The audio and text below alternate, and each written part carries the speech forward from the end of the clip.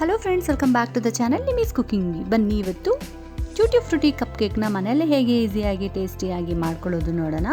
ಅದಕ್ಕಿಂತ ಮುಂಚೆ ನೀವು ಯಾರಾದರೂ ಚಾನಲ್ನ ಫಸ್ಟ್ ಟೈಮ್ ನೋಡ್ತಿದ್ರೆ ಪ್ಲೀಸ್ ಚಾನಲ್ನ ಸಬ್ಸ್ಕ್ರೈಬ್ ಮಾಡಿ, ಹಾಗೆ ಪಕ್ಕದಲ್ಲಿ ಬರೋವಂಥ ಬೆಲ್ಲೈಕನ್ ಕ್ಲಿಕ್ ಮಾಡೋದು ಮಾತ್ರ ಮರಿಬೇಡಿ. ಟ್ಯೂಟಿ ಫ್ರೂಟಿ ಕಪ್ ಕೇಕ್ ಮಾಡ್ಕೊಳ್ಳೋಕ್ಕೆ ಮೊದಲನೇದಾಗಿ 1/4 ಕಪ್ ಅಷ್ಟು ಸಕ್ಕರೆ, ಹಾಗೆ 3 ಟೇಬಲ್ ಸ್ಪೂನ್ ಆಗೋಷ್ಟು ಎಣ್ಣೆ, 1/4 ಕಪ್ ಆಗೋಷ್ಟು ಹಾಲನ್ನ ಹಾಕ್ಕೊತಿದ್ದೀನಿ. ಹಾಲು ಕಾಯಿಸಿ ತಣ್ಣಗಾಗಿರೋದು.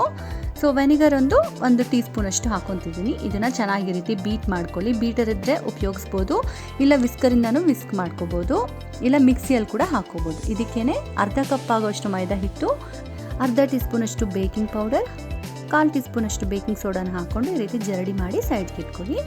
ಇದನ್ನು ಈ ರೀತಿ ಚೆನ್ನಾಗಿ ಕಟ್ ಆ್ಯಂಡ್ ಫೋಲ್ಡ್ ಮೆಥಡಲ್ಲಿ, ಅಂದರೆ ಒಂದೇ ಡೈರೆಕ್ಷನಲ್ಲಿ ಈ ರೀತಿ ಮಿಕ್ಸ್ ಮಾಡ್ಕೊಳ್ಳಿ.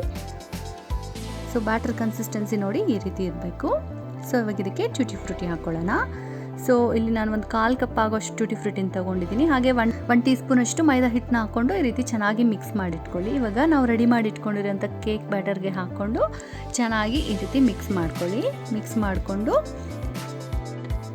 ಇವಾಗ ನಾವು ಕಪ್ ಕೇಕ್ ಮಾಡ್ಕೊಳ್ಳೋಣ. ಸೊ ಈ ರೀತಿ ಮೌಲ್ಡ್ಸ್ ಇದ್ದರೆ ಮೌಲ್ಡ್ಸ್ನ ಯೂಸ್ ಮಾಡ್ಬೋದು, ಇಲ್ಲ ಈ ರೀತಿ ಚಿಕ್ಕ ಚಿಕ್ಕ ಕಪ್ಸ್ ಮನೆಯಲ್ಲಿರುತ್ತಲ್ಲ ಆ ಕಪ್ಸಲ್ಲಿ ಕೂಡ ಮಾಡ್ಬೋದು. ನಾನಿವತ್ತು ಪೇಪರ್ ಕಪ್ಸ್ನ ಯೂಸ್ ಮಾಡ್ತಿದ್ದೀನಿ. ಸೊ ಈ ರೀತಿ ಈಕ್ವಲ್ ಆಗಿ ಹಾಕ್ಕೊಂಡು 1-2-3 ಸರಿ ಟ್ಯಾಪ್ ಮಾಡ್ಕೊಳ್ಳಿ. ಸೊ ಇವಾಗ ನಾನಿಲ್ಲಿ ಆಲ್ರೆಡಿ ಒಂದು ಹಳೆ ಪಾತ್ರೆಯಲ್ಲಿ ಒಂದು ಸ್ಟ್ಯಾಂಡ್ ಇಟ್ಟು ಒಂದು 10 ನಿಮಿಷ ಪ್ರೀಹೀಟ್ ಮಾಡಿಟ್ಕೊಂಡಿದ್ದೀನಿ. ಪ್ರೀಹೀಟ್ ಮಾಡಾದಮೇಲೆ ನೋಡ್ತಿರಲ್ಲ ಈ ರೀತಿ ಪ್ಲೇಸ್ ಮಾಡಿ ಒಂದು 10-15 ನಿಮಿಷ ಮೀಡಿಯಮ್ ಫ್ಲೇಮಲ್ಲಿ ಬೇಕ್ ಮಾಡಿದ್ರೆ ಕಪ್ ಕೇಕ್ಸ್ ರೆಡಿ ಆಗೋಗುತ್ತೆ. ನೋಡ್ತಿರಲ್ಲ ಒಂದು 12 ನಿಮಿಷ ನಾನು ಮೀಡಿಯಮ್ಗಿಂತ ಸ್ವಲ್ಪ ಲೋ ಫ್ಲೇಮಲ್ಲಿ ಕುಕ್ ಮಾಡಿದ್ದೀನಿ. Cupcakes are ready to eat. ನೋಡಿದ್ರಲ್ಲ ಎಷ್ಟು ಈಸಿಯಾಗಿ ಟೇಸ್ಟಿಯಾಗಿ ಈ ಟ್ಯೂಟಿ ಫ್ರೂಟಿ ಕಪ್ ಕೇಕ್ಸ್ನ ಮನೆಯಲ್ಲೇ ಮಾಡ್ಕೋಬೋದು ಅಂತ. ಈ ಕ್ರಿಸ್ಮಸ್ ಸೀಸನಲ್ಲಿ ನೀವು ಕೂಡ ನಿಮ್ಮ ಮನೆಯಲ್ಲಿ ಟ್ರೈ ಮಾಡಿ ಇದು ಹೇಗಾಗಿದೆ ಅಂತ ಕಮೆಂಟ್ ಮೂಲಕ ತಿಳಿಸಿ. ನೀವು ಟ್ರೈ ಮಾಡಾದಮೇಲೆ ನನ್ನ ಇನ್ಸ್ಟಾಗ್ರಾಮ್ಲಿ ನಿಮ್ಮ ರೆಸಿಪಿ ಪಿಕ್ನ ಟ್ಯಾಗ್ ಮಾಡಿ. ನೀವಿನ್ನೂ ಚಾನಲ್ನ ಸಬ್ಸ್ಕ್ರೈಬ್ ಮಾಡಿಲ್ಲ ಅಂದರೆ ಪ್ಲೀಸ್ ಚಾನಲ್ನ ಸಬ್ಸ್ಕ್ರೈಬ್ ಮಾಡಿ, ಲೈಕ್ ಮಾಡೋದು ಮರಿಬೇಡಿ. ಹಾಗೆ ನಿಮ್ಮ ಫ್ರೆಂಡ್ಸ್ ಜೊತೆಗೆ ಫ್ಯಾಮಿಲಿ ಜೊತೆಗೆ ಶೇರ್ ಮಾಡಿ. ಮತ್ತೊಂದು ಈಸಿ ಆ್ಯಂಡ್ ಇಂಟ್ರೆಸ್ಟಿಂಗ್ ರೆಸಿಪಿ ಜೊತೆಗೆ ನಿಮ್ಮ ಮುಂದೆ ಬರ್ತೀನಿ. ಅಷ್ಟು ತನಕ ಎಲ್ಲರೂ ಟೇಕ್ ಕೇರ್, ಬಾಯ್ ಬಾಯ್.